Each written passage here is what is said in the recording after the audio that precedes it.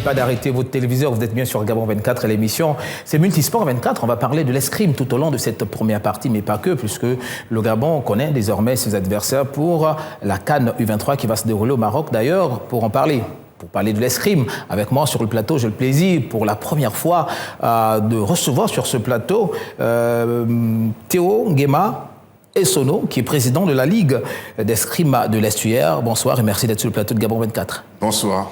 C'est moi qui vous remercie de nous avoir conviés à votre magnifique plateau. C'était un mythe pour nous. Aujourd'hui, c'est vraiment une réalité. Nous y sommes.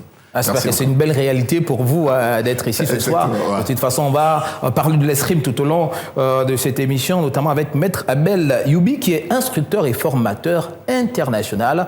Bonsoir et merci d'être sur le plateau de Gabon 24. Merci beaucoup, monsieur. Nous vous remercions d'être ici. Voilà, c'est toujours un plaisir. On parle toujours du sport en général et particulièrement de l'escrime. On va parler de l'escrime et beaucoup de l'escrime. On veut savoir comment l'escrime se porte au niveau de l'Estuaire, quelles sont les ambitions de la Ligue.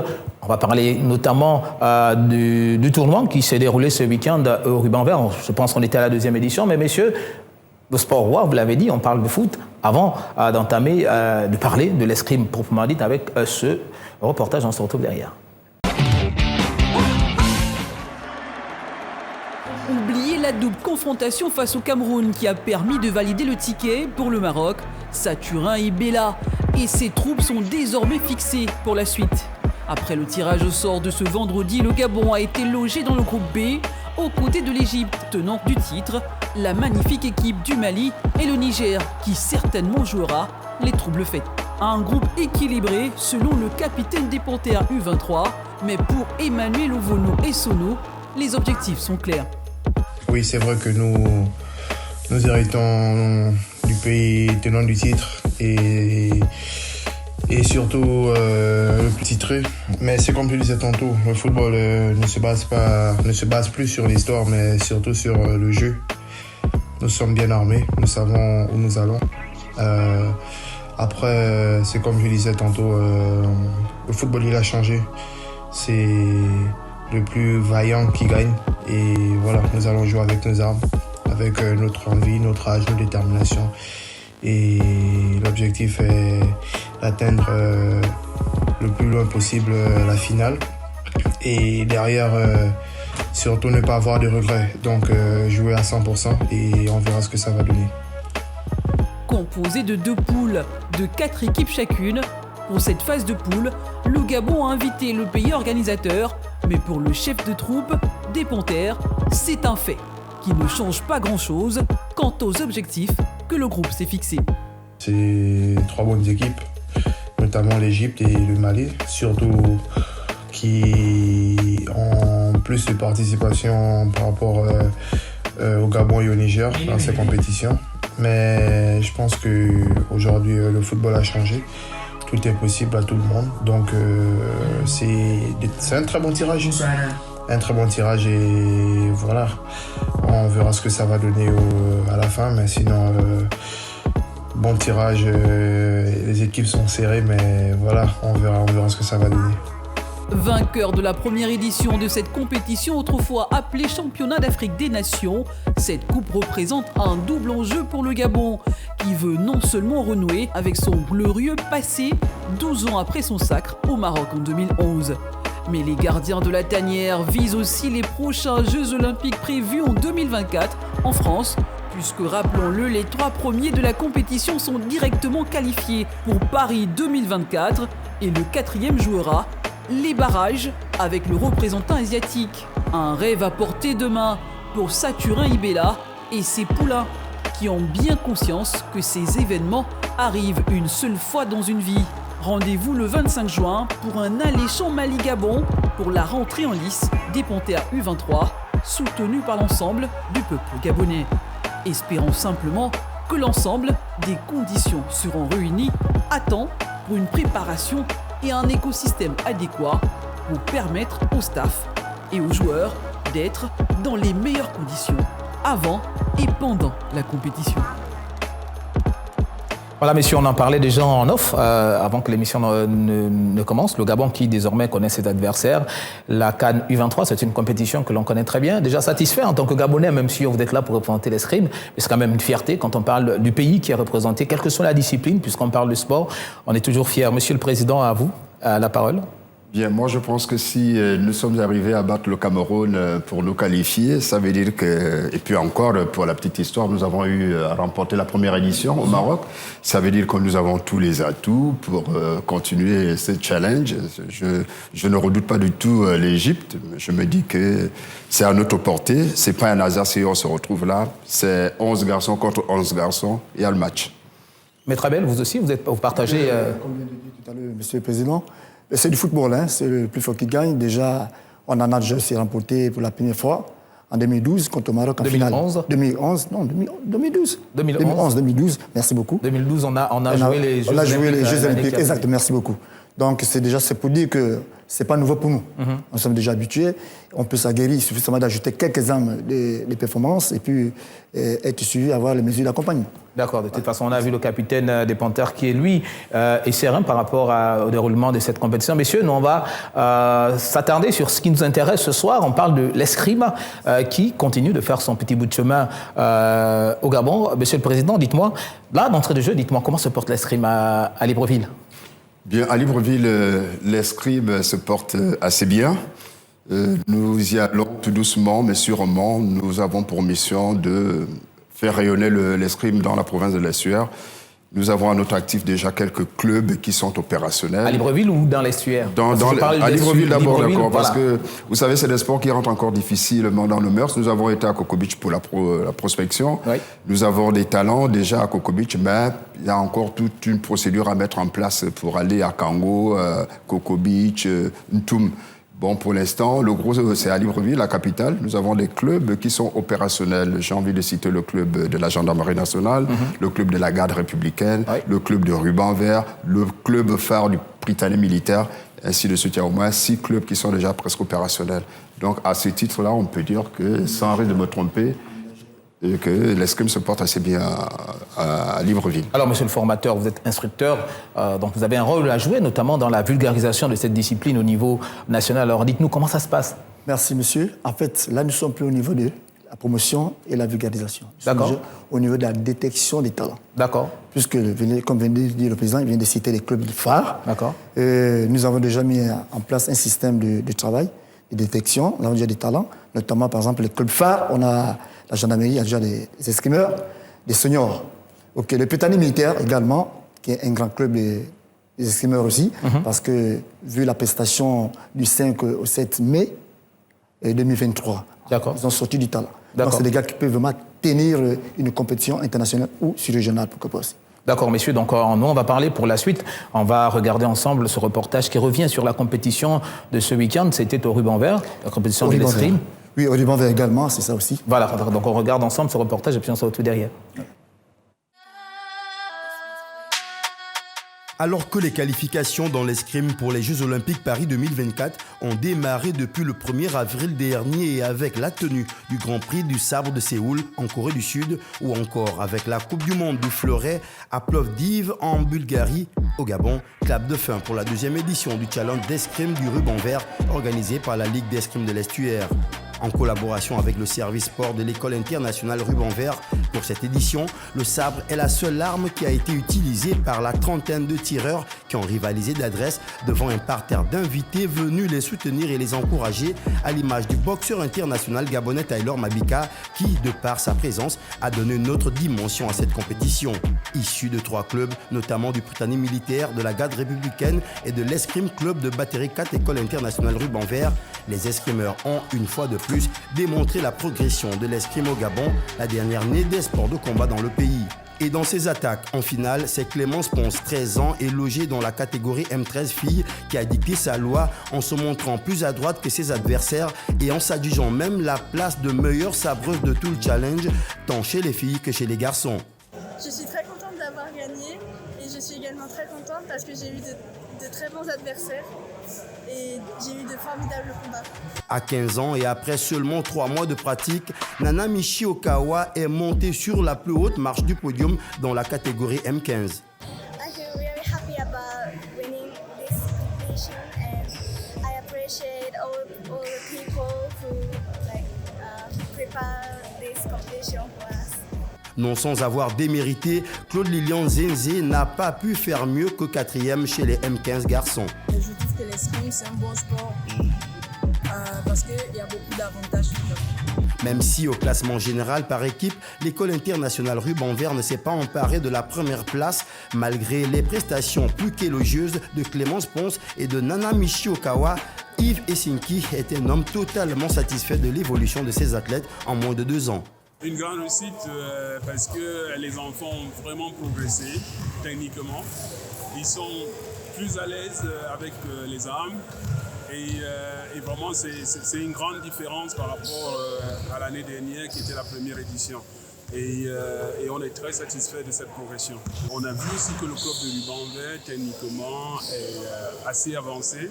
Vous avez vu que parmi les championnes, on a eu une élève qui est arrivée du Japon et qui est au Ruban Vert depuis 3 mois. Elle n'avait pas fait l'escrime avant et en 3 mois, elle a réussi à être championne.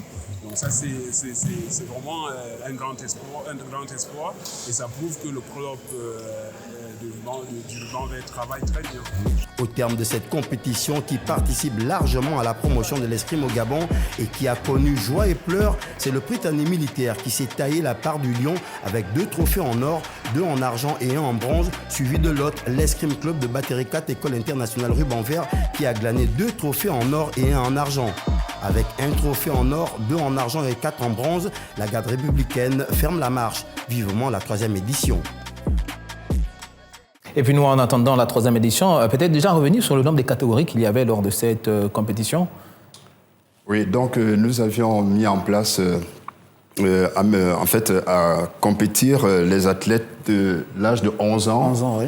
De 9 à 11 ans, oui. De 11 ans à 13 ans et de 13 ans à 15 ans. Voilà, les 3 catégories, avec une seule arme qui a été retenue. Il s'agit du sabre parce que l'escrime a une spécificité d'avoir 3 armes, notamment l'épée, le fleuret et le sabre. Là, c'est le sabre qui a été mis à l'honneur. C'était sur le sabre. D'accord, le sabre. Pourquoi faire le choix du sabre alors qu'on sait qu'il y a 3 armes? C'est déjà une arme, c'est une discipline. Déjà, l'escrime, c'est un sport en général, mais il y a des disciplines. Vous avez le fleuret, c'est une discipline. L'épée, c'est une discipline. Le sabre, c'est une discipline. Si on appelle le sabre, c'est parce que ça va plus vite. Les touches, voilà. Donc c'est une arme d'attaque, de contre-attaque. Alors dites-nous, nous qui ne connaissons pas forcément grand-chose sur l'escrime, dans ce reportage qu'on vient de suivre, le reporter disait M11, M13. Qu'est-ce que ça signifie, ces M? Ce sont les moyennes, les âges. D'accord, la moyenne d'âge. Moyenne d'âge, voilà. D'accord, un peu comme au football quand on dit U23, U17. Exactement. D'accord. Ouais. D'accord. Donc, alors, dites-nous, au-delà de cette compétition, peut-être revenir sur les perspectives de la Ligue quant à la vulgarisation de la discipline au niveau de l'estuaire. Je vais préciser l'estuaire parce que très souvent, on a comme l'impression que quand on parle de l'estuaire, il n'y a que Libreville, alors que l'estuaire, c'est pas seulement Libreville, mais on a comme l'impression que tout est concentré ici. Peut-être d'abord, si vous avez quelques difficultés, peut-être en parler aussi des difficultés rencontrées pour la vulgarisation de cette discipline. Ben voilà, donc je vous l'ai dit dès l'entame que nous avons déjà été à Coco Beach pour faire la promotion de ce sport. Nous avons été également à Kango pour ne pas nous limiter seulement à la capitale. Donc nous faisons le maximum avec le minimum de moyens que nous avons. Il se trouve qu'à Libreville, la majorité du peuple est concentré à Libreville, donc nous avons eu beaucoup plus de facilité de mettre en place des clubs au niveau de Libreville. Mais ça ne veut pas dire qu'on se soustrait aux autres. On a déjà été, on attend. Vous savez qu'à l'escrime, nous n'avons que 3 mètres d'armes qui sont déjà saturés ici avec Libreville. Donc, on a le temps, on a tout un calendrier où, je pense, pour les perspectives d'avenir, nous irons encore à Kango et à Antoum, toujours faire la promotion, détecter les talents, mettre en place des clubs pour intégrer la grande famille d'escrime.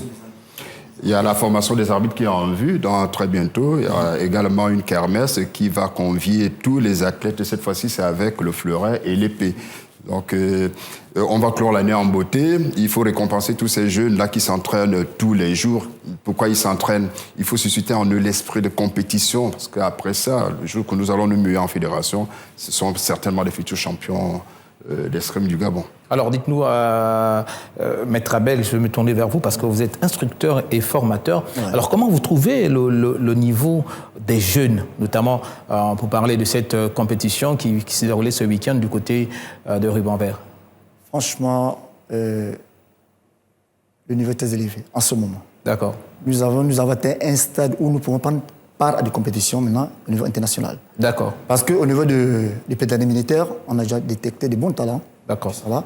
Notamment dans le fleuret, on a une fille, on a 2 garçons, 3 garçons même. Au sabre, on a 2 filles et 3 garçons. Bon, sauf que l'épée, il n'y en a pas encore parce qu'on n'a pas utilisé encore l'épée ici parce qu'il y a un peu d'âme qui manque un peu. Voilà. Donc, également, gendarmerie, à la GER, d'abord, à la GER, de bons compétiteurs qui sont là. Bon, on parle des seniors. Les seniors, voilà, les seniors. Et également à la gendarmerie, vous avez aussi les seniors qui sont là. Vous avez la démonstration du talent jusqu'au chef de 2e édition. D'accord. C'est organisé tout récemment là, le 6, du 5 au 6. Du 4 au 5, pardon. Il y a eu la démonstration de l'escrime, parmi le taekwondo et la self-défense. Donc, c'est pour dire que nous sommes prêts, en fait, nous sommes prêts. Nous ne sommes plus au stade de faire de la promotion.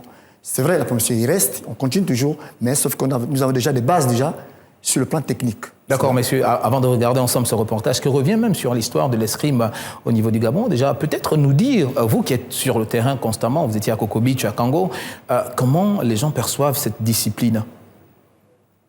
Franchement... Est-ce que vous sentez qu'elle est méconnue ? Est-ce qu'il y a un engouement pour vouloir apprendre la discipline ? Il y a déjà des gens qui s'y intéressent largement. Il y a de l'engouement parce que c'est nouveau pour eux.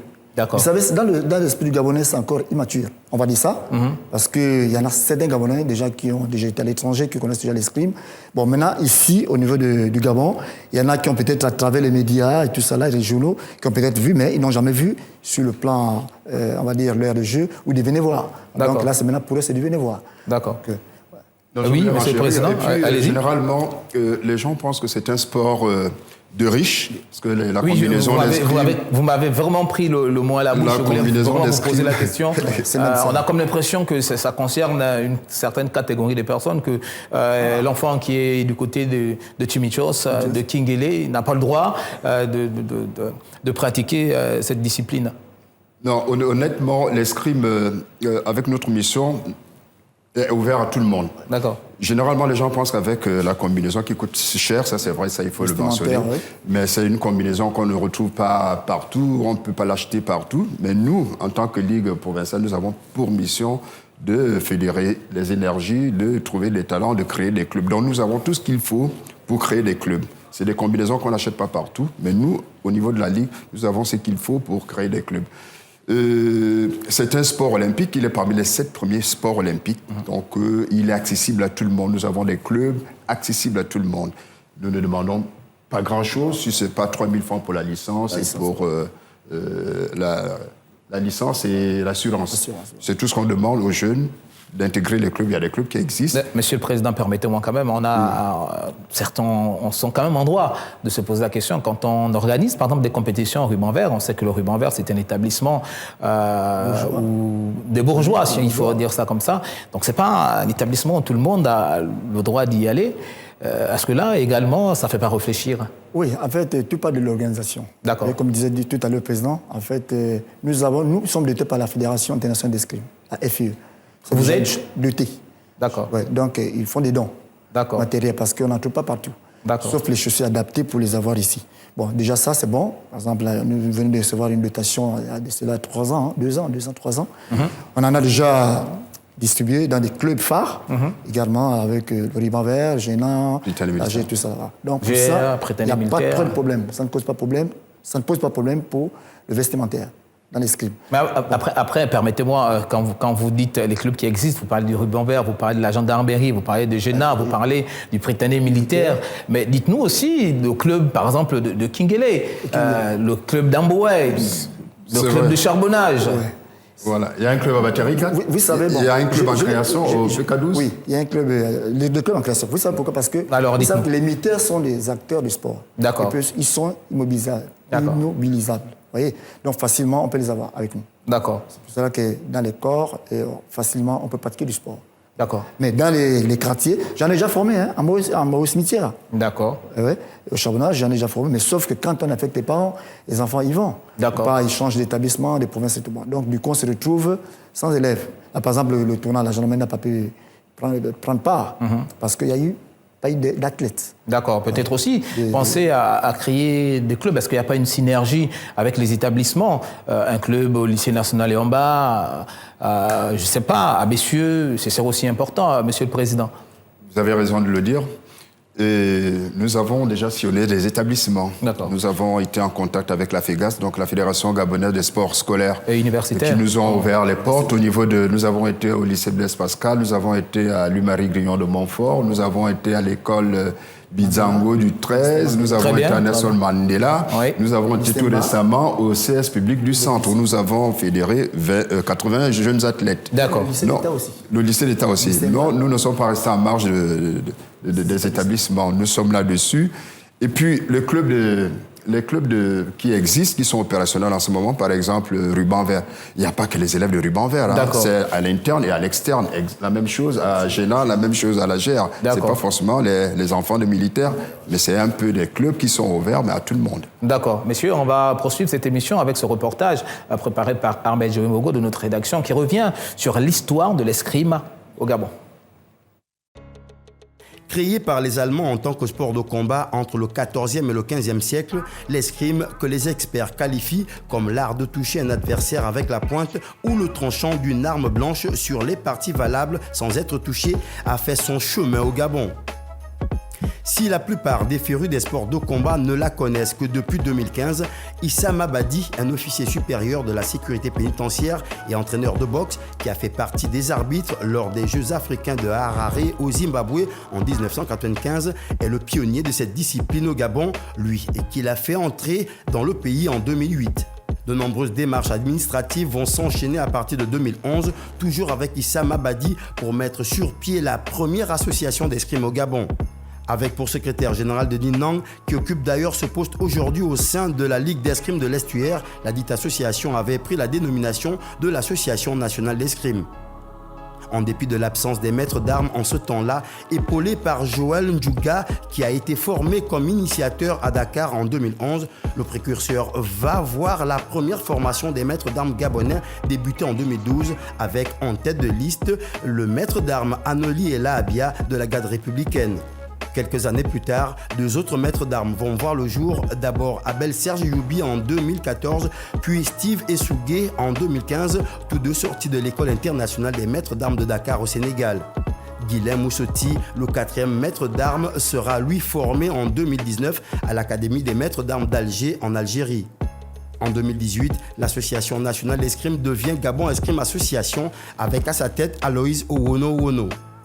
Gabon Escrime Association va multiplier la promotion et la formation des jeunes, laquelle formation sera sanctionnée par des compétitions avec une forte participation de l'ensemble des clubs existants. Et pour la première fois de son histoire, en 2019, le Gabon participera aux Jeux mondiaux militaires en Chine, dans la ville de Wuhan, et occupera le 30e rang au classement mondial sur 110 nations présentes. Situé au quartier d'Y-Montagne-Sainte, en plein centre-ville de Libreville, GEA va prendre une vitesse de croisière avec la mise en place de la création des ligues, dont celle de l'Estuaire qui sera la première ligue d'escrime au Gabon, dénommée Ligue d'escrime de l'Estuaire et créée en 2021. 5 autres ligues vont suivre, à savoir la Ligue d'escrime du Haut-Ogooué, la Ligue d'escrime de l'Ogooué-Maritime, la Ligue d'escrime du Moyen-Ogooué et la Ligue d'escrime de Wolontem. Par la suite, dans la capitale gabonaise, plusieurs clubs seront créés, notamment celui de la garde républicaine, celui de la gendarmerie nationale, celui du Prytanée militaire et celui du Ruban Vert, conduisant ainsi les responsables à la formation d'une sélection nationale gabonaise. Soulignons également que les démonstrations à Libreville et à l'intérieur du pays n'étaient pas en reste pour mieux faire connaître la nouvelle discipline des sports de combat au Gabon qui intéresse de plus en plus la jeunesse. Voilà, messieurs, nous venons de regarder ensemble, de suivre ensemble ce reportage qui nous retrace l'histoire de la discipline au niveau du Gabon. Et on s'est rendu compte dans ce reportage que la dernière sortie internationale du Gabon remonte en 2019. Alors, pourquoi cette absence du Gabon sur le plan international, alors qu'on rappelle quand même qu'en ce moment, il y a 2 compétitions d'escrime qui se jouent à travers le monde, notamment en Bulgarie? Ça, c'est une très bonne question, parce que déjà, après l'invitation de l'équipe militaire gabonaise en Chine, à Yuan, Depuis 2019 jusqu'à maintenant, il n'y a plus rien eu, tout simplement parce que la Fédération internationale d'escrime ne traite qu'avec les fédérations. D'accord. Comme nous ne sommes pas encore mieux avec les fédérations, nous sommes un tout petit peu court-circuités par cette situation-là. C'est pourquoi nous n'attendons pas qu'on soit mieux en fédération. Nous travaillons, nous entraînons les enfants. Au moment opportun, on aura déjà des champions qui pourront nous représenter. Ça s'explique tout simplement par le fait que nous n'avons pas de fédération et la FIE ne traite qu'avec des fédérations. Alors, comment on fait pour jauger l'enseignement, les instructions que l'on donne aux jeunes quand on sait qu'il faut, si on doit seulement jauger le niveau au niveau national, alors qu'il y a des compétitions qui se jouent à l'international. Vous, en tant qu'instructeur, qu'est-ce que ça vous fait? Vous donnez des leçons, vous enseignez, vous montrez aux gens comment les choses se passent, mais il n'y a pas la possibilité d'expérimenter, sinon de mettre en évidence ces connaissances hors du pays. Bon, c'est une très bonne question. Déjà, nous avons transmis quand même déjà le nécessaire, c'est-à-dire la base. Les touches, les surfaces valables, comme il faut toucher et tout ça là, on doit les préparer, ils sont préparés déjà. Bon, maintenant, au niveau des sorties, pour juger, bon, on est obligé d'affronter les éléments entre clubs. D'accord. Vous voyez, des compétiteurs entre clubs.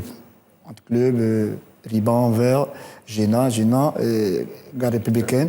Bon, on ne peut pas sortir, comme explique le président, il faudrait que nous soyons d'abord fédération. D'accord. Voilà. Et Monsieur le Président, peut-être revenir avec vous. Qu'est-ce qui aujourd'hui fait en sorte que ça coince un peu? Qu'est-ce qu'il faut? Quels sont les différents critères qu'il faut remplir pour s'émuer en fédération? Vous devez peut-être le savoir, c'est la lourdeur administrative.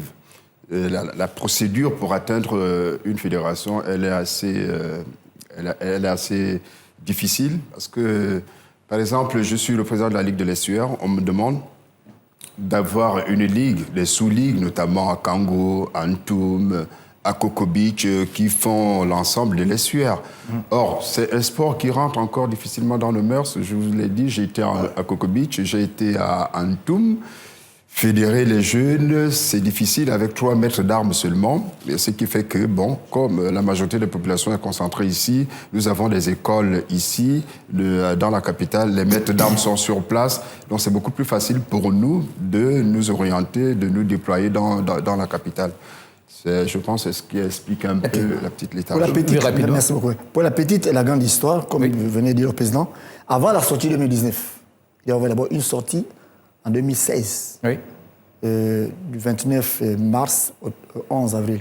Donc, j'étais invité à Bourges, donc prendre part à un championnat du monde en France, avec un athlète. En tant qu'athlète ou bien en tant qu'instructeur? Non, en tant qu'instructeur, entraîneur avec un athlète. D'accord. Donc, un cadet junior, c'était une compétition qui s'est jouée cadet junior. Bon, et l'autre maître, le maître Elabia, la gère, lui, par contre, devait passer en Algérie parce qu'il y avait un championnat d'Afrique en Algérie. D'accord. Il devait rallier là avec l'équipe. Et après la France, je devais aussi également les retrouver en Algérie. Bon, vu les circonstances un peu, on n'a pas pu... Voilà. Problème de moyens? Les moyens, tout ça là. Lourdeur administrative. L'administration, voilà. Alors, dites-nous, vous êtes, je m'adresse à vous, Maître Abel, vous êtes instructeur et formateur international, mais on parle encore de cette difficulté-là, avoir des maîtres d'armes, on parle de 3, ce qui fait qu'il est difficile d'aller dans le fin fond de pays pour la vulgarisation de la discipline. On peut le faire. Est-ce que là, il n'y a pas de mesures à prendre également pour essayer d'avoir d'autres maîtres d'armes où l'équation est compliquée? C'est une bonne question. Déjà, nous sommes 4 maîtres d'armes, dont 2 militaires, 2 civils. D'accord. Le maître Guilhem Souti et le maître Steve Essougué, la Lambaréné. D'accord. Bon, comment est-ce que l'on fait? En fait, nous, on invite. Soit on se déplace, on forme déjà les initiateurs. Vous voyez? Dans cela, c'est même censé expliquer comment toucher sur la surface valable. D'accord. Avec telle arme, et avoir ce qu'on appelle la règle de priorité. D'accord. Parce que c'est ça qui compte beaucoup dans les armes de priorité, c'est-à-dire que le fleuret et le sabre. Hormis l'épée qui est une arme non conventionnelle. Voilà. Donc, les autres, on explique les surfaces. Mais le plus important pour l'apprenant, il faut connaître d'abord la tenue de l'arme, la surface valable, attaquer et le déplacement. C'est le plus important. Donc, on les inclut déjà cela dans nos rudiments. D'accord. Président, on en va petitement vers la fin de cette première partie. Peut-être revenir rapidement, quelques mots sur, j'ai envie de dire quoi, comment vous voyez le sport, l'escrime, la discipline, l'évolution de la discipline, les perspectives à venir pour cette discipline au niveau du Gabon, les enjeux, les défis que vous vous fixez pour cette discipline. Bien. Donc, en attendant la fédération, je vous l'ai dit, nous continuons toujours à travailler. Nous allons nous déployer toujours sur le terrain. Nous avons des contacts avec les forces armées gabonaises, avec la police, toujours pour créer des clubs. Nous avons l'intention de continuer avec l'association. Nous avons déjà été à OIM, nous allons continuer. Là où ça balbutie un peu, on redéploie le monde. Qu'est-ce qu'on fait? Généralement, nous, ici à Libreville, les 4 mètres d'âme qu'on a ici à Libreville, on invite souvent les autres provinces à venir ici nous retrouver à Libreville pour une formation de 10 jours. C'est à nous propres, avec des efforts personnels consentis, c'est ce que nous faisons. Former, toujours entraîner, pour que demain ou après-demain, si jamais nous sommes invités, par exemple, Paris 2024 qui est à nos portes, on va trouver forcément des athlètes qui n'auraient pas attendu Paris 2024, mais qu'on aurait formé le jour du jour. Ce que nous faisons, c'est toujours entraîner et puis fidéliser les gens, les jeunes athlètes dans les différents clubs. Voilà, c'est sur ces mots que nous allons refermer cette première partie. Je rappelle que j'étais accompagné de monsieur Théo Nguema Essono, qui est le président de la Ligue d'escrime de l'Estuaire. À ses côtés, il y avait maître Abel Youbi, qui est instructeur et formateur international d'escrime. Messieurs, merci d'avoir été sur le plateau de Gabon 24. On espère que c'est le début de quelque chose et que davantage nous allons continuer ensemble pour la vulgarisation de cette discipline. À votre convenance, nous sommes disponibles pour vous. Voilà, 26 minutes, Merci ça beaucoup. passe vite. C'est la fin de ces premières 26 minutes. On se donne rendez-vous dans quelques secondes, de temps pour nous de réfléchir un tout petit peu.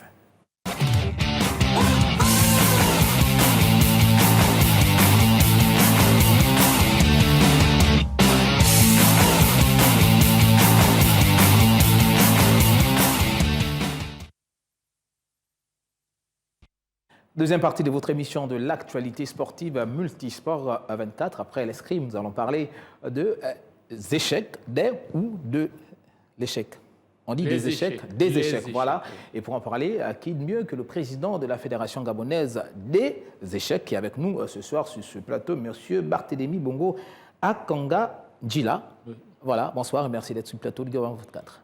Merci, monsieur Mopessi. Alors dites-nous, on parle des échecs. La Fédération gabonaise des échecs existe depuis combien de temps? Elle existe depuis 2015. D'accord, ça fait 8 ans déjà qu'elle existe. Quelles sont principalement les activités menées autour pour la vulgarisation de cette discipline? Non, c'est que, comme vous l'avez dit, on promeut l'enseignement et la pratique du jeu d'échecs partout, dans les médias, organiser des compétitions sportives, participer à des compétitions à l'international. Voilà, et comme dernièrement aussi, comme j'ai dit, c'est organiser des tournois sur Libreville. Alors, est-ce que cette discipline a une particularité, contrairement à d'autres? Particularité, aujourd'hui, c'est une activité, c'est vrai, elle est cognitive, c'est-à-dire elle fait intervenir beaucoup le cerveau, réfléchit beaucoup. Mais voilà, au terme de cette activité sportive, vous consommez énormément de temps déjà pour réfléchir, ce qui fait que vous consommez beaucoup d'énergie. Et au terme d'une partie qui peut durer jusqu'à 6 heures ou 8 heures de jeu, tout ce que vous avez besoin, c'est juste vous reposer, parce que je vous assure que certains ont perdu du poids et malheureusement, on a eu même des joueurs qui malheureusement ont perdu la vie au cours d'une partie d'échecs. Au cours d'une partie d'échecs, c'est dire combien de fois on dépense de l'énergie lors de ces différentes parties. Alors, dites-nous, on en parlait déjà en off, c'est vrai, les Gabonais veulent savoir. Moi, on m'a posé la question parce que certains savaient que je vais recevoir le président de la Fédération gabonaise des échecs. Alors, on me demande comment expliquer que les échecs aujourd'hui font partie des disciplines sportives. Disons que déjà, malheureusement, au Gabon, c'est reconnu comme un loisir. Malheureusement, j'inviterai le ministère des Sports justement à revoir, parce que le jeu d'échecs, partout ailleurs, est reconnu aujourd'hui comme un sport. Moi, je peux dire à mon niveau, c'est que, comme je l'ai dit précédemment, c'est que le jeu d'échecs, vous consommez énormément d'énergie lorsque vous jouez une partie. Et moi, je peux dire c'est une grosse réflexion. Ça demande, comme vous le dites, une grosse réflexion. Et au terme souvent, il y a eu un championnat du monde qui s'est joué. Je profite pour féliciter le joueur chinois Ding Liren qui a obtenu le titre. Oui. C'est que vous consommez et vous perdez énormément de poids avant le tournoi. Et si vous pesez seulement à la fin du tournoi, vous vous rendez compte que vous avez perdu beaucoup de poids. Donc, ce n'est pas nous, les individus lambda, qui le disons, mais ce sont à la base de scientifiques qui ont fait des études bien poussées, qui ont aujourd'hui fait en sorte que le jeu d'échecs ne soit plus considéré comme un loisir, mais considéré comme un sport. Alors dites-nous, comment se porte cette discipline au niveau de Gabon? Est-ce qu'il y a un certain engouement autour de cette discipline, ou vous avez remarqué que c'est réservé à une certaine catégorie de personnes seulement qui s'intéressent à la discipline? Non, le jeu d'échecs se porte bien. D'accord. Oui, il se porte bien. C'est vrai que nous avons été un peu coupés dans notre élan, je vais dire ça comme ça. Par la Covid? Oui, la Covid-19 qui nous a ce qui a freiné. Mais comme on dit, toute chose, il y a toujours des bonnes choses. Mais on a eu des séries comme The Queen Gambit, qui est passée sur Netflix, et puis il y a eu aussi la Queen of Kwate, qui est passée sur Canal, qui a vraiment fait beaucoup pour le jeu d'échecs. Et beaucoup de personnes ont redécouvert ce sport à la télévision. Et dès que... Bon, ils s'y sont mis déjà pendant la période Covid, et après, ils s'y sont mis. Non, le jeu d'échecs, bon, il se porte... Moi, je dis, il se porte bien. C'est-à-dire, c'est un jeu, un sport, qui, comme je disais, qui permet de développer de la réflexion stratégique, la concentration, mais les personnes viennent de plus en plus nombreux, surtout les parents, parce que c'est un complément scolaire important pour les enfants. Les parents l'ont compris. Donc, le nombre de joueurs, d'abonnés, de licenciés ne fait que croître. D'accord, messieurs. On va poursuivre cet entretien. On va parler de judo, puisque le Gabon prend part actuellement du côté de Doha au Qatar au championnat du monde de judo. On va revenir sur l'entretien que nous avait accordé le président de la Fédération gabonaise de judo, qui revenait justement sur les ambitions de la fédération par rapport à cette discipline. On regarde et puis on se retrouve derrière.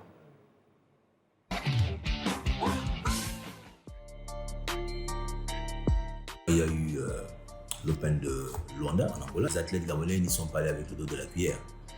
Ils ont, comme eux-mêmes ils m'ont dit, ils devaient mettre le feu, ils ont mis le feu. Nous sommes sortis de là avec 6 médailles, 2 en or, 3 en argent et 1 médaille de bronze. Sur 6 athlètes, il y a un seul qui a été éliminé au premier tour, Marc Nzekala, et tous les autres ont obtenu des médailles. Nous partons au championnat du monde, nous savons que ce ne sera pas facile parce que c'est une compétition d'un niveau très élevé. Mais pour en arriver là, les 3 qui vont participer, c'est-à-dire Virginia Emma, en moins de 48 kilos, Fernand Quero et Luc Manogo, ils y vont parce que justement, de par leur participation à plusieurs compétitions, ils sont qualifiés pour les championnats du monde. Et ils sont parmi, justement, les 100 meilleurs mondiaux qui participent à cette compétition-là. Donc l'objectif, c'est que le Gabon obtienne des médailles et pourquoi pas un champion du monde durant cette compétition. On ne peut pas y aller parce qu'on se dit qu'il y a des compétiteurs de haut niveau, mais nous également, nous sommes des compétiteurs de haut niveau. On n'y va pas là-bas en tant que perdant. On y va avec tout l'espoir et je compte sur mes athlètes. Après le Qatar, nous avons la Côte d'Ivoire. Du 14 au 18 juin, nous avons le Niger. Du 21 au 25 juin. Nous avons également la Croatie au mois d'août, le Maroc au mois de septembre, le Portugal en octobre, le Sénégal en novembre et également, juste après le Sénégal, le Cameroun en novembre également. Donc l'objectif ici, c'est de les booster, de sorte que, vous savez qu'on a quand même passé près de 2 ans sans compétition et la reprise a été difficile. Mais je crois qu'ils sont déjà dans le bain et le fait de participer à toutes ces compétitions permettra justement aux athlètes gabonais, les judokas, de montrer quand même qu'ils ne sont pas parmi les derniers. Et je crois que nous sortirons de là avec des médailles. Alors sur ce plateau, nous on parle des échecs, on ne parle pas de tatami, on parle des échecs, c'est une autre forme de tatami sur lesquels les athlètes s'affrontent. Alors dites-nous, Monsieur Barthélémy Bongo, qui peut jouer aux échecs? Non, le jeu d'échecs, c'est accessible à tout le monde. D'accord. C'est vrai que certaines personnes ont voulu tordre le cou à cette discipline sportive en disant qu'elle est réservée uniquement à une certaine classe de personnes. Non, malheureusement, ça c'était peut-être dans les années 1950 ou 40, oui. Mais aujourd'hui, non, c'est fini. C'est-à-dire qu'il y a eu beaucoup de travail qui a été fait pour vulgariser cette discipline sportive partout. Et aujourd'hui, tout le monde peut le jouer. Et comme je vous le disais, les parents ont compris l'utilité... Quel que soit l'âge. Quel que soit de 4 à X 77 ans, même 90 ans, vous pouvez continuer à jouer aux échecs. Ça, c'est un sport qui se pratique à tout âge. Est-ce qu'il faut forcément avoir des particularités intellectuelles extraordinaires, un QI assez élevé pour pouvoir, j'ai envie de dire, être excellent parlant d'échecs? Non. C'est-à-dire, tout ce qu'on demande, c'est qu'on sait pertinemment que tout le monde ne va pas devenir grand maître. Grand maître, ça veut dire c'est le niveau qu'on obtient quand on maîtrise vraiment cette discipline sportive. Mais on sait pertinemment que tout le monde ne va pas arriver là-bas. Mais c'est un sport, je peux dire que c'est un outil qui va vous servir toute votre vie. D'accord. Autant sur le plan personnel, autant sur le plan scolaire, universitaire et professionnel, et même privé. C'est-à-dire, ça va vous aider à être une meilleure personne. D'accord. Alors, dites-nous peut-être un message pour ces personnes-là qui, en regardant de loin, sont quand même intéressées, mais ont parfois des a priori qui ne sont peut-être pas fondés sur des faits réels. Ouais. Non, le jeu d'échecs, comme vous l'avez si bien dit, il est accessible à tout le monde. Et nous avons commencé des sessions populaires sur la grande place de Nzarion, où effectivement certaines personnes nous regardaient un peu de loin, mais qui ont pris leur courage, on va dire, à deux mains et qui sont, ont sauté le pas, ils sont venus se renseigner. Non, il suffit d'apprendre les règles, comment se déplacent les pièces, quelles sont les différentes pièces qu'on retrouve sur un échiquier, parce que on joue sur un échiquier, pas sur un tatami. D'accord. Voilà. Donc c'est d'apprendre les différentes modes de déplacement de toutes ces pièces-là. Et ensuite, tout ce qu'on vous demande, c'est de commencer à jouer. Après, derrière, vous allez apprendre la tactique. La tactique, en fait, ce sont les combinaisons qui interviennent au cours du jeu. Et après, la stratégie aussi.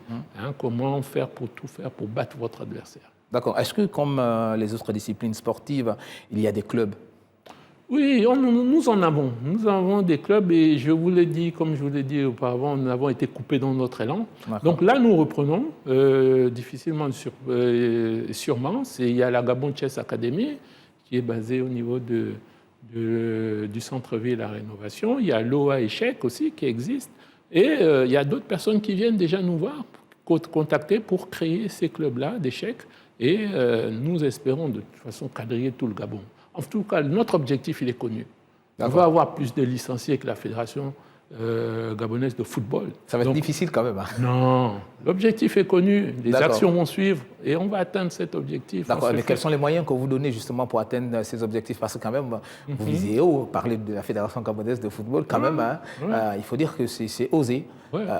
Quels sont les mécanismes que vous comptez mettre en place pour pouvoir atteindre ces objectifs? Quels sont les moyens également que vous avez pour essayer d'atteindre ces différents objectifs? Bon, déjà, nous sommes motivés. Parce que la première chose, c'est la motivation. Et on aime ce que l'on fait. Je peux me permettre de citer Madame Maya Angelou qui dit « Le succès, c'est aimer ce que vous faites et comment vous le faites. » Donc nous sommes prêts. Donc maintenant, après, c'est vrai, il y a quand même des moyens. Mais ce qui est bien avec le jeu d'échecs, c'est que c'est un sport rentable. C'est-à-dire il est peu coûteux à promouvoir. C'est-à-dire ça ne demande pas des investissements coûteux comme les sports conventionnels. Donc c'est facile. Et nous pouvons compter sur des partenaires. Aujourd'hui, il y a Sounou Assurance, il y a l'hôtel Hibiscus, mais Aujourd'hui, il y a beaucoup, depuis la dernière compétition, il y a beaucoup qui cognent à notre porte pour pouvoir y parvenir. Et nous espérons que d'ici là aussi, le ministère des Sports va faire un geste en notre faveur, parce que depuis que nous faisons ce que nous faisons, malheureusement, l'aide ne vient pas trop, mais bon... Est-ce que vous vous sentez oublié par le ministère? On se dit... dans son temps, vous êtes patienté. On se dit qu'ils regardent encore, ils se disent que bon, peut-être que ce que nous faisons, voilà, ce n'est pas encore... voilà, ça ne permet pas encore de venir subventionner, mais bon, je crois que ça fait déjà plus de 5 ans que nous sommes là, et ce que nous faisons pratiquement chaque année, on organise des compétitions, on part à l'international aussi représenter le Gabon dans différentes compétitions. Donc, il est temps maintenant. D'accord, il est temps. Nous, pendant ce temps, on va poursuivre cette émission avec la stat de la semaine qui fait un clin d'œil au basketball. Le pivot camerounais Joel Embiid touche enfin au Graal individuel de la meilleure ligue de basketball du monde en remportant le trophée de MVP. Après une saison régulière de feu, le pivot des Sixers de Philadelphie confirme et succède au Serbe Nikola Jokic. C'est seulement la deuxième fois qu'un joueur africain est récompensé par cette distinction en NBA. Le premier dans cette courte liste n'est autre que le Nigérian Hakeem Olajuwon en 1994. Rappelons que le Camerounais remporte ce titre après avoir terminé lors des 2 précédents exercices à la seconde place de la course au titre de meilleur joueur de la saison. Cette performance du joueur pour atteindre la plus haute reconnaissance individuelle de la Ligue a donc été longue pour le joueur camerounais. Il a un destin incroyable. Ces titres ne m'étonnent pas. Il a marché sur la Ligue cette saison. J'étais là lors de ses premiers pas en NBA. Et on voyait qu'il était déjà spécial. Il sent le jeu comme très peu de joueurs. Mais surtout, je pense qu'il a atteint aujourd'hui un niveau de maturité exceptionnel qui est dû à plusieurs facteurs, s'est exprimé John Bryan, actuel entraîneur assistant des Chicago Bulls. C'est donc un deuxième sacre du genre pour un joueur africain évoluant dans la Ligue nord-américaine de basketball, la meilleure du monde. Embiid est donc le deuxième meilleur joueur africain de l'histoire de cette ligue après le Nigérian Hakeem Olajuwon en 1994. Un sacre qui démontre l'actuel visage du basketball africain qui s'exporte très bien en NBA au point de remporter des distinctions individuelles de haut niveau et ce pour la deuxième fois depuis la création de cette ligue en 1946. C'est également un message du meilleur joueur NBA de la saison 2023 à l'endroit de la jeunesse africaine amoureuse de la balle orange, que tous les rêves sont possibles à celui qui y croit en se donnant les moyens de les réaliser. Un sacre de MVP qui positionne le pivot camerounais des Sixers sur le toit du basketball américain et deuxième africain à occuper cette distinction. Voilà, une belle histoire pour ce pivot camerounais. C'est l'Afrique qui gagne. De toute façon, le championnat NBA, c'est le plus grand au monde quand on parle de basketball. Nous, on revient, on parle des échecs. On parle également, vous avez parlé de l'international. Souvent, vous organisez des championnats au niveau national et au niveau international. Est-ce que également, là, au niveau international, il y a des Gabonais qui se distinguent? On a déjà remporté quelques titres, meilleur Gabonais, meilleur champion de telle ou telle discipline, vice-champion de telle ou telle compétition. Non, ça va venir, on ne s'inquiète pas pour ça. D'accord. Mais, par exemple, même au dernier, il y a eu en 2022, on a organisé le 2022 Individual Chess Championship en Guinée équatoriale. Bon, les 2 joueurs qui sont venus au Gabon, le Santoméen et le Tchadien, qui étaient venus représenter leur pays ici lors de la compétition, moi je les avais battus. D'accord. Donc c'est pour dire. Alors vous êtes président de la fédération, mais vous êtes encore en activité, vous êtes athlète. Bon, de temps en temps on joue encore parce que comme on dit, la passion, voilà, elle ne part pas. Voilà, elle ne meurt pas. Et je vous ai dit, c'est un sport qu'on pratique à tout âge. D'accord. Donc voilà, donc il suffit de travailler. Le maître mot, c'est le travail. Le travail, c'est un trésor. Dès que vous avez compris ça, bon, vous savez ce qu'il vous reste à faire. Il faut travailler, il faut jouer et puis il faut apprendre. Donc, et puis, trouver de bonnes personnes et puis de bons livres à lire pour vous permettre de vous cultiver. Donc, voilà, pas de secret. D'accord. Alors, dites-nous, quelles sont vos collaborations avec les pays frères et amis au-delà du Gabon? Est-ce que vous travaillez avec d'autres fédérations sur le continent et au-delà? Oui, bon, actuellement, bon, j'ai omis de le dire, hein, j'assure la présidence de la zone 4.3. D'accord. C'est de la sous-région. C'est important de le dire. Voilà, il y a la zone 4.3 au niveau de la fédération internationale regroupe le Tchad, le Cameroun, la Guinée équatoriale, le Burundi, le Sao Tomé et Principe, le Congo-Kinshasa et le Burundi. Et ensuite le Gabon aussi. Donc il y a au moins 8 pays, si je ne me trompe pas. Voilà. Donc j'assure la présidence pendant 4 ans. Donc j'ai été élu récemment, là, en août 2022, lors des Olympiades qui se sont déroulées à Chennai en Inde. Donc j'ai été élu pour 4 ans et c'est ce que nous faisons. Nous essayons de travailler ensemble et voir comment on peut collaborer, organiser des compétitions pour justement faire développer la zone. Bon, les collaborations avec des autres fédérations, il y a notamment l'Égypte, on essaie de discuter. Avant le Covid, je travaillais avec un monsieur qui était en Azerbaïdjan. Donc certains enfants de chez nous, on se rencontrait sur Internet, on organisait des matchs. Donc bon, malheureusement ce monsieur, à son ami, il est décédé, donc il faut retrouver d'autres personnes avec qui travailler parce que c'est pour progresser, c'est vrai, organiser des compétitions sur le plan national, c'est bien, mais c'est l'international où se trouvent les meilleurs joueurs. Donc il faut que nos jeunes soient confrontés à eux. Et l'un des biais par lesquels on peut le faire, c'est Internet. Et voilà. D'accord. Donc vous êtes en train de nous dire qu'il y a possibilité également d'affronter le meilleur sur Internet. Et ça tout le temps, peu importe qu'il y ait compétition internationale ou nationale ou pas. Par exemple, il y a la plateforme chess.com. Tous les mardis, voilà, tous les joueurs qui sont titrés peuvent participer. Moi, comme je suis titré, je suis candidat master. Donc j'ai la possibilité de jouer contre des grands maîtres. Voilà, donc c'est toujours bien de se confronter aux meilleurs, voir où est-ce que vous en êtes, est-ce que voilà, peaufiner votre comment on dit ça, votre niveau, quoi. Et bon, malheureusement au Gabon, je suis le seul candidat maître. Pour obtenir ce titre, bon, il fallait participer par exemple aux Olympiades et faire sur 11 rondes, c'est-à-dire 11 parties que vous avez, il fallait scorer plus de 5,5. Donc il fallait avoir 6 ou 7, voilà, et vous pourrez obtenir ce titre. Malheureusement, les personnes qui m'ont accompagné, les autres joueurs n'ont pas pu, donc c'est ce qui fait que je suis toujours encore le seul candidat maître. Mais ça commence à se bousculer, et puis nous formons les jeunes aujourd'hui pour justement essayer d'assurer la relève. Parce que nous aussi, bon, l'âge aidant, voilà. Donc on est plus dans l'encadrement et puis faire en sorte que les jeunes puissent éclore. Et la formation aussi des jeunes, vous mettez un accent particulier. Oui. Et là également, permettez-moi de vous poser cette question, parce que nous sommes dans la décennie de la femme, et on connaît tous quelle est la place que la femme occupe aujourd'hui dans les politiques des plus hautes autorités. Est-ce qu'il y a beaucoup de femmes qui s'intéressent aux jeux d'échecs? Bon, non, je vais être véridique, non, malheureusement. C'est à notre dépend, il n'y a pas beaucoup de jeunes. Il y a des jeunes filles qui sont là, qui aiment. Parce qu'au dernier tournoi, vraiment, on a quand même explosé le chiffre de l'année dernière. On avait peut-être une seule, une ou deux ou trois. Et là, on en a eu plus de, il faut même dire 10, 10 jeunes filles. Donc, comme je dis, le travail ne fait que... Mais qu'est-ce qui peut expliquer ça?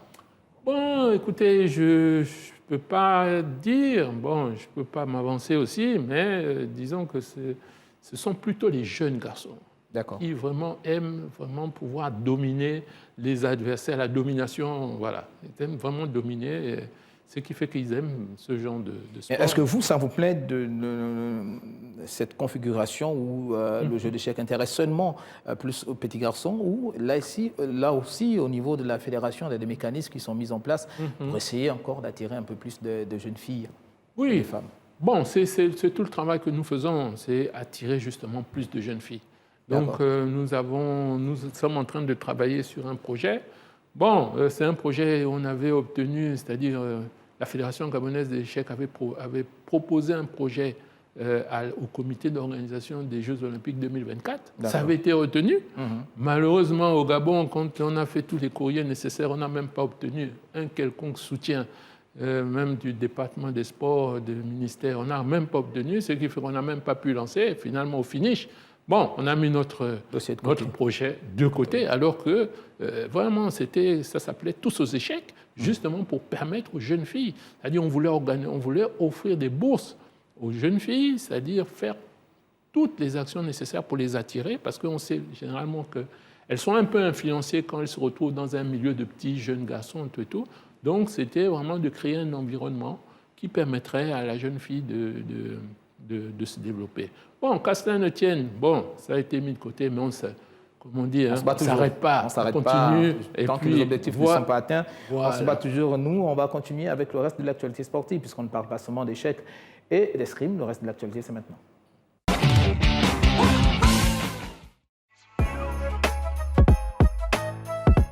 Bienvenue à tous dans ce Multisport Express 24. Depuis les excuses publiques de l'Argentin, Messi a publié vendredi sur son compte Instagram les tensions entre le septuple Ballon d'Or, France Football, et le Paris Saint-Germain se sont apaisées. Le club a levé sa suspension et Messi est réapparu sur les terrains du camp des loges. Après une séance individuelle, la Pulga va reprendre l'entraînement collectif avec tous ses coéquipiers. Toujours dans le football, Jean-Michel Aulas, président de l'Olympique lyonnais depuis 1987, a quitté officiellement ses fonctions. La nouvelle a été annoncée ce lundi matin avec un communiqué du club. Le nouveau propriétaire du club, John Textor, devient président-directeur général du club. Passons à présent au basketball. Avant le Game 3 de vendredi dernier face au Celtic, le pivot camerounais de Philadelphie, Joel Embiid, a reçu son trophée de MVP devant son public. Après une vidéo retraçant sa carrière, Joel Embiid, large sourire, a soulevé son beau trophée, le cœur rempli d'émotion, avant de remercier toutes les personnes qui ont participé à ce titre. Formule 1 à présent, Max Verstappen a remporté le Grand Prix de Miami dimanche devant son coéquipier qui s'était lancé en pole position et Fernando Alonso. Parti 9e, le pilote Red Bull a pris la tête de la course au terme du 20e tour et ne l'a plus jamais lâché. Un nouveau doublé Red Bull dans ce championnat du monde. C'est tout pour ce Multisport Express, à la semaine prochaine et portez-vous bien. Voilà, nous sommes arrivés pratiquement à la fin de cette émission. Je rappelle que je suis sur ce plateau avec M. Barthélémy Bongo Akanda Njila. Il est président de la Fédération gabonaise des échecs. Alors que nous partons petitement vers la fin de cette émission, peut-être adresser un mot à ceux qui ont encore peur du jeu d'échecs, mais peut-être aussi des différents partenaires à soutenir l'œuvre pour que l'échec soit davantage vulgarisé au niveau du Gabon. Donc, merci, M. Mapessi. Bon, je vais m'adresser particulièrement aux entreprises. N'ayez pas peur du jeu d'échecs. Le jeu d'échecs, c'est un jeu, c'est un sport rentable. C'est-à-dire il est peu coûteux à promouvoir. De plus, ça vous offre une opportunité de marché. Les enfants, au niveau des enfants et des familles qui recherchent des activités sportives, éducatives et divertissantes.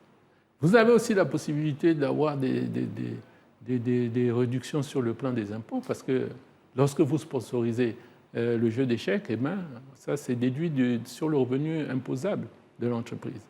Et en plus, vous pouvez promouvoir vos responsabilités sociétales, ce qui passe inéluctablement par promouvoir l'image de marque de la société. Et surtout que le jeu d'échecs a une image de marque positive, vous allez bénéficier d'une revue, comment dire ça, un battage médiatique hors norme, et ce sera bénéfique pour tout le monde, pour les enfants, pour la communauté, pour les adultes, parce que vous leur offrez une activité intellectuelle et constructive, au lieu que les gens s'adonnent à des activités malheureusement éphémères, se lancer dans des plaisirs éphémères, et on sait là où ça conduit généralement. Donc, n'ayez pas peur de ce jeu, changez le mindset. Et changer le mindset, c'est quoi? C'est juste changer les objectifs en fonction de vos objectifs. Donc, venez vers le jeu d'échecs et il y a beaucoup de choses à faire pour bâtir notre pays, le Gabon, et former surtout la jeunesse, celle qui qui sera au règne dans les 10, 20 ans, dans les 30 ans à venir. Le jeu d'échecs se joue à tout âge. Donc, saisissez cette opportunité, s'il vous plaît. Voilà, c'était les mots du président de la Fédération gabonaise des échecs, M. Barthélémy Bongo Akanda Njila. Merci d'avoir été sur le plateau de Gabon 24 pour essayer de passer à revue toutes les questions autour de cette discipline qui est peut-être peu ou mal connue des Gabonais. Nous espérons que ce passage sur le plateau de Gabon 24 fera en sorte que les filles, surtout, s'intéressent au jeu d'échecs. Multisport 24, c'est fini pour aujourd'hui. Merci de nous avoir suivis. On se donne rendez-vous la semaine prochaine avec des nouveaux invités, mais surtout, n'oubliez pas, gardez toujours le sourire.